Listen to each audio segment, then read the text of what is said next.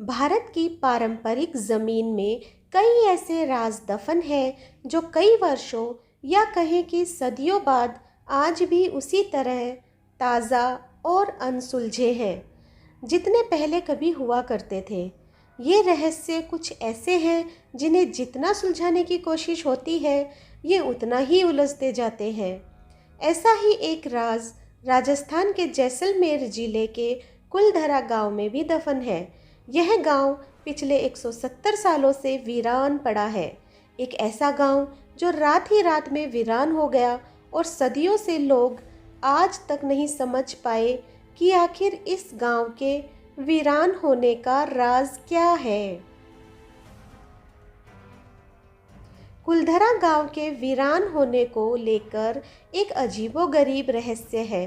दरअसल कुलधरा की कहानी शुरू हुई थी आज से करीब 200 साल पहले, जब कुलधरा खंडहर नहीं था बल्कि आसपास के 84 गांव पालीवाल ब्राह्मणों से आबाद हुआ करते थे।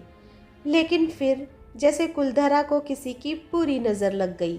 वो शख्स था रियासत का दीवान सालम सिंह, अय्याश दीवान सालम सिंह, जिसकी गंदी नज़र गांव की एक खूबसूरत लड़की पर पड़ गई थी।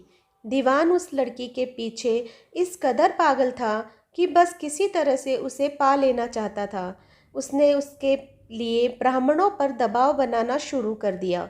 हद तो तब हो गई कि जब सत्ता के मद में चूर उस दीवान ने लड़की के घर संदेश भिजवाया कि यदि अगले पूर्णमासी तक उसे लड़की नहीं मिली तो वह गांव पर हमला करके लड़की को उठा ले जाएगा।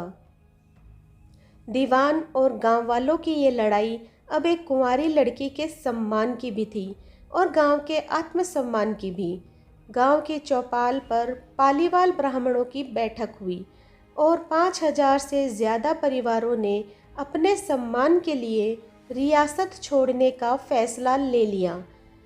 कहा जाता है कि निर्णय लेने के लिए सभी 84 गांव वाले एक मंदिर पर इकट्ठा हो गए और पंचायतों ने फैसला किया कि कुछ भी हो जाए अपनी लड़की उस दीवान को नहीं देंगे। अगली शाम कुलधरा कुछ यूं वीरान हुआ कि आज परिंदे भी उस गांव की सरहदों में दाखिल नहीं होते। कहते हैं गांव छोड़ते वक्त उन ब्राह्मणों ने इस जगह को श्राप दिया था। आपको बता दें कि बदलते वक्त के साथ 82 गांव तो दोबारा बन गए, लेकिन 2 गांव कुलधरा और खाबा तमाम कोशिशों के बाद भी आज तक आबाद नहीं हुए हैं।